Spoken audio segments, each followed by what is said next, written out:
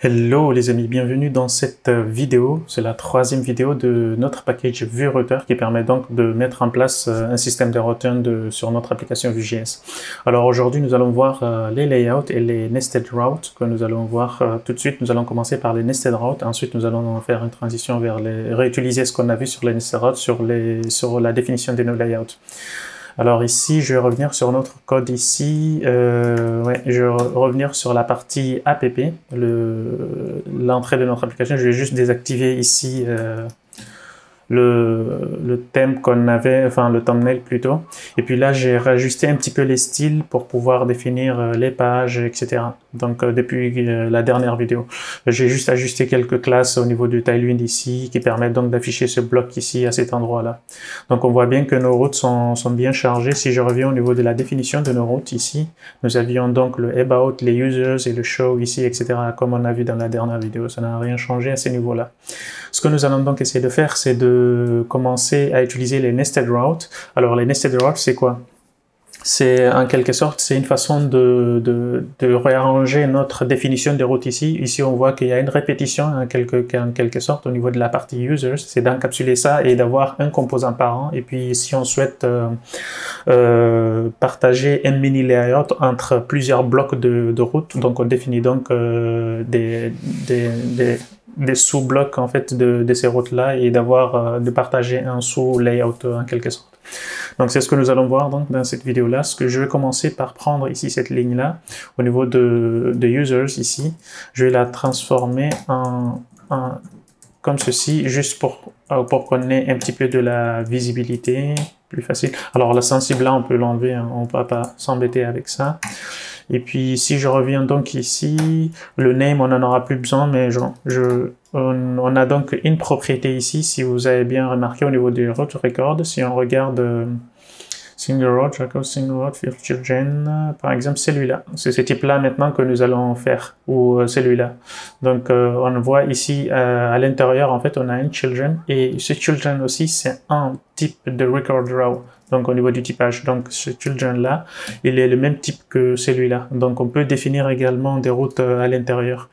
Donc c'est ce que nous allons exactement faire ici. Ce que je reprends donc cette partie-là, supposons, je vais mettre ici dans un composant. Donc on va garder le nom, donc le nom on peut le virer à cet endroit-là. Pour la partie path ici, on peut enlever ici et laisser à vide, puisque on veut que les deux routes-là partagent la même racine. Par exemple, ici on a path, ici /users. On veut que lorsque l'utilisateur consulte juste path users, qu'il charge cette partie-là, et s'il rajoute quelque chose, quelque chose, qu'il charge cette partie-là. Donc on va migrer cette partie-là aussi à l'intérieur de notre children ici. Donc, ce qui nous permettra donc de partager le state ici au niveau du path. Donc, à cet endroit-là, je vais enlever cette partie-là aussi du slash, vu qu'on a préfixé tous les fils en fait de ces routes-là vont partager la même racine. Donc là aussi, je peux restructurer ou laisser comme ça. Alors, je vais remettre ça s'il faut, comme ça on a une meilleure organisation. Alors ici donc le but c'est on a un composant ici, ce composant ici, cette propriété-là, elle servira à quoi? Ce n'est pas une page cible en soi, c'est en quelque sorte une page qui permet d'injecter cela en fait dans un sous-bloc. Comme on a vu au niveau de app ici, nous avions ici un router view, là où il charge la partie des pages ici, le contenu ici. C'est cette partie-là qui est chargée là. Par exemple, on voit les menus au début ici qui sont chargés, qui ne bougent pas lorsqu'on charge. C'est juste le contenu à cet endroit-là qui change lorsque je clique sur des pages.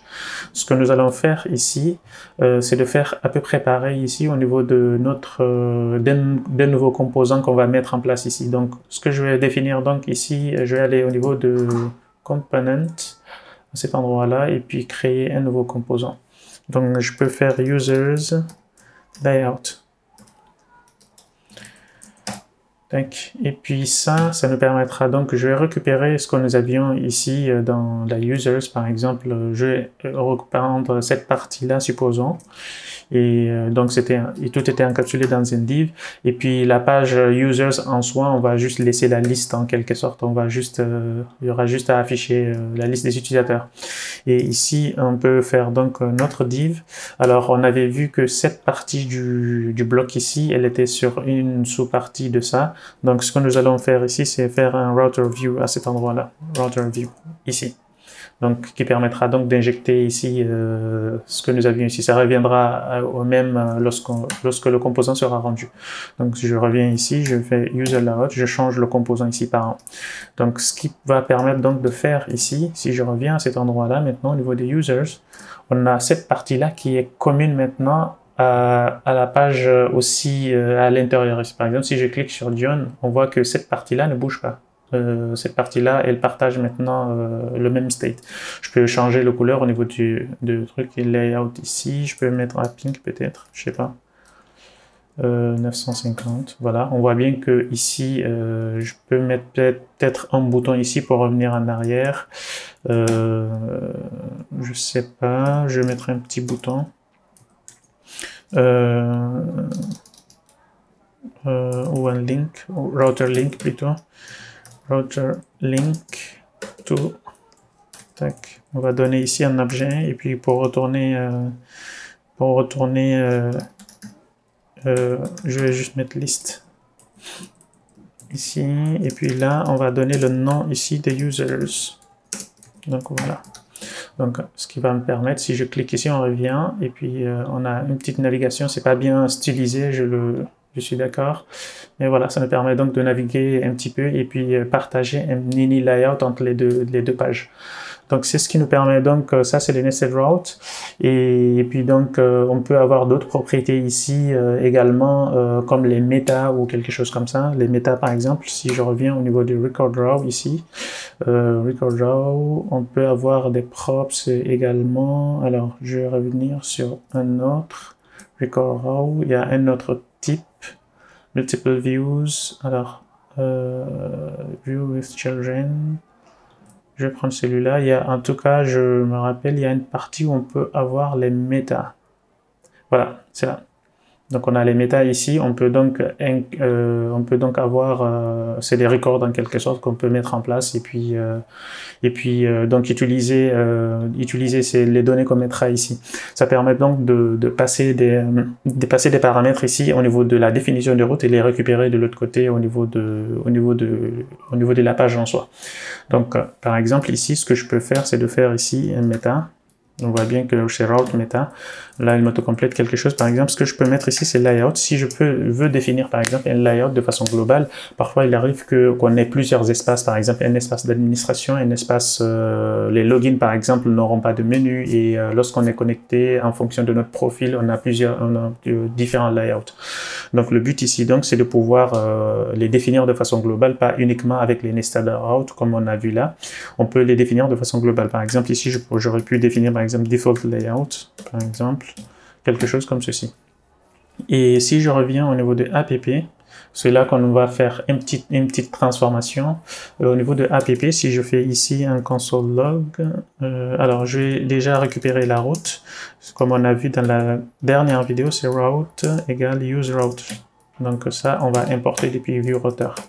Si je fais ça, tac, route tout court, on affiche, et puis si je reviens au niveau de notre application ici, je peux revenir au niveau de je peux récupérer la propriété méta. Donc là, il m'affiche la méta. Alors parfois il s'affiche, parfois il ne s'affiche pas, parce que parfois lorsque le composant il est monté, on n'a pas encore fini de récupérer la partie route. Donc ce qu'on peut faire, c'est de faire un watch pour éviter ça. Comme ça on aura le side effect. S'il y a des changements par exemple, on peut faire ça par exemple. Donc si je reviens ici, on a le méta, on regarde en fait, on traque le méta lorsqu'il change et puis on l'affiche ensuite. Donc si je refais ça, on voit bien que le méta ici, on a le default layout qu'on a bien mis au niveau de notre route à cet endroit-là. donc au niveau des users. Par exemple, si je vais sur la homepage, le layout ici il est vide, on peut définir par exemple un layout par défaut pour tout. Lorsque ce n'est pas défini, prendre ce layout par défaut, et puis lorsque c'est défini, pour charger le layout correspondant. Si je viens au niveau des about aussi, j'ai pas défini. Par contre, si je viens ici, on voit bien le changement. Si je change également de page, je vais sur la page pour afficher un utilisateur, on voit bien le layout, il change, etc. Donc voilà, donc ici au niveau des app, on récupère bien le layout. Alors ce que je peux faire ici, parfois comme on a vu, il peut y arriver qu'on n'ait pas le méta, donc on peut avoir layout ici. Donc là, c'est le layout qu'on peut récupérer. Alors je peux garder le layout, hein, je pense qu'on peut le déstructurer rapidement, comme ça on est tranquille. Je peux prendre ici comme étant value. Et ce que je vais faire à cet endroit-là, je vais reprendre ici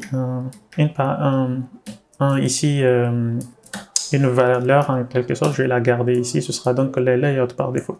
Par défaut, ce que je peux faire ici, c'est de faire default-layout.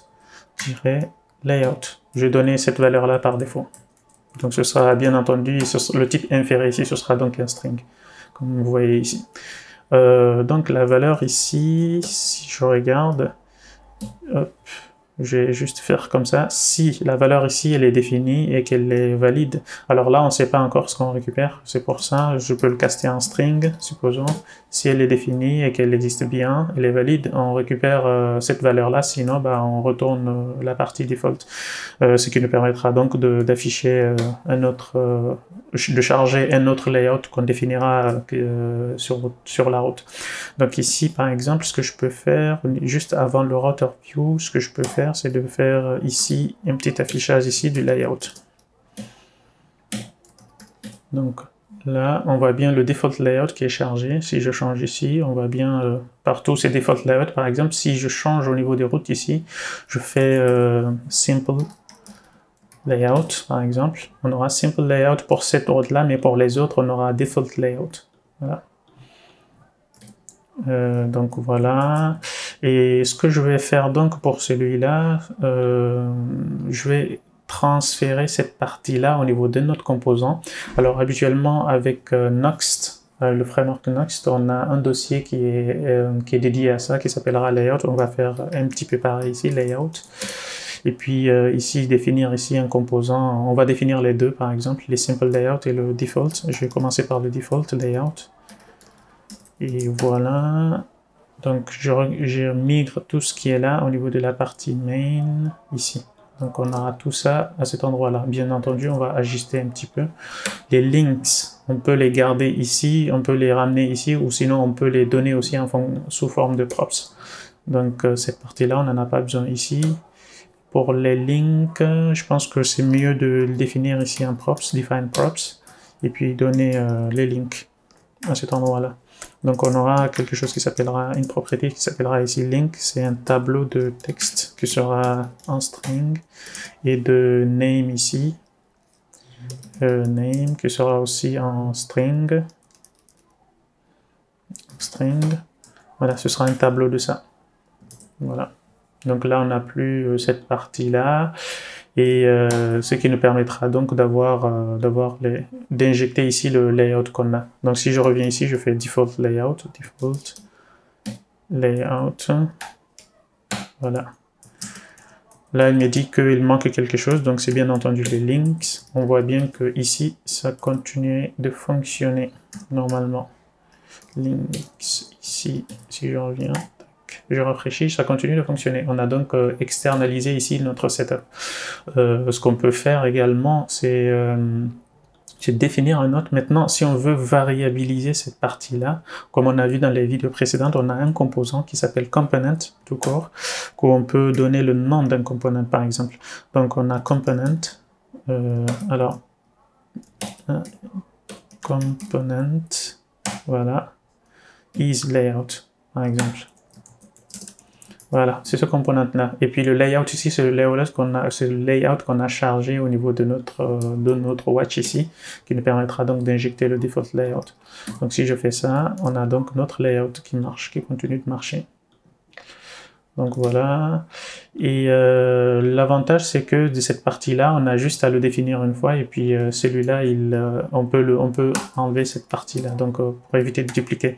Alors là, on a une erreur, vu que le layout, si je raffiche ici cette partie-là, je vais juste l'afficher. On a le default layout, mais il n'est pas chargé en fait. Ce qu'on peut faire, c'est soit on marque celui-là, il y a une fonction marque raw ici sur Vue.js qu'on aurait pu utiliser, mais pour simplifier les choses ici, nous allons l'importer de façon globale. Donc ce que je vais faire, je vais aller dans le main ici, et puis l'importer comme ce que j'ai fait pour le thumbnails ici. Donc default layout, et puis faire default layout. Et puis j'en profite pour créer l'autre aussi, je vais faire juste simple layout, et puis je vais créer un autre layout ici qui s'appellera simple layout, comme ceci. Et puis celui-là, on fera juste quelque chose comme ceci. Voilà. Donc je peux faire quelque chose comme juste pour les différencier. Simple layout, il n'y aura pas de menu, etc. Donc on peut s'en passer. Donc si je reviens ici, je peux mettre simple layout par exemple. Là on a la partie qui est en global, donc on a le simple layout, a priori ça c'est... Alors on a le default layout qui est chargé, si je reviens là, alors il y a un petit souci qui s'affiche, donc je vais enlever ça. Ici, et puis là, je vais enlever ça aussi. Donc par défaut, on a le simple layout. Alors, il y a un petit souci, il me semble. Donc la homepage, si je reviens au niveau des routes, la homepage, elle n'a pas de méta, on n'avait pas mis, donc le défaut aurait dû être le default en fait qu'on avait. Donc si je reviens, je vais juste copier cette partie-là. Celui-là, il peut rester par exemple à simple. Celui-là, il marche normalement si je reviens au niveau des users. Voilà, le users, il marche bien parce qu'il a été reconnu au niveau de simple ici vu qu'il a été mis. Par contre, celui-là, au niveau du meta, il y a un petit problème ici vu qu'il considère cette valeur comme étant valide. Donc, je vais juste l'afficher en fait. Je vais voir ce qu'il nous donne à cet endroit-là. Je vais donc revenir sur la page principale. Donc, il n'affiche rien.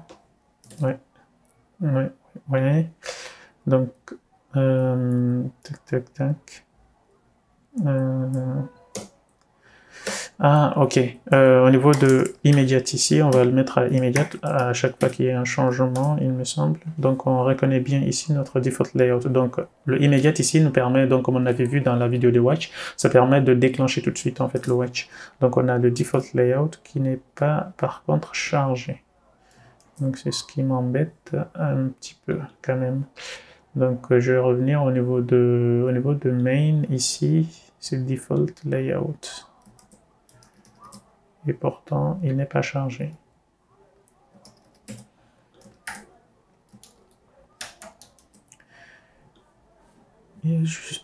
Pourtant, cette partie-là vient de lui. Tac.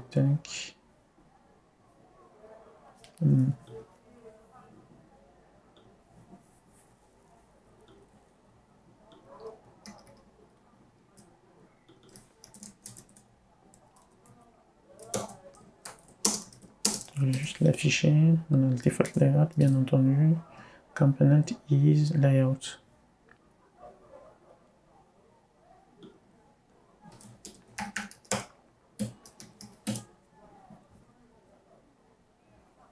Donc 23, il est default. Donc c'est là qu'il y a un petit problème. Je vais remettre ça. Le caster.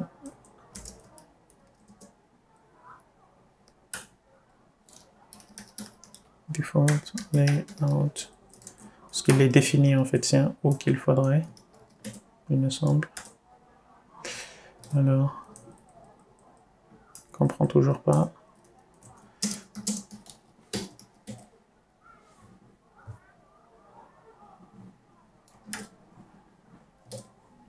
Donc,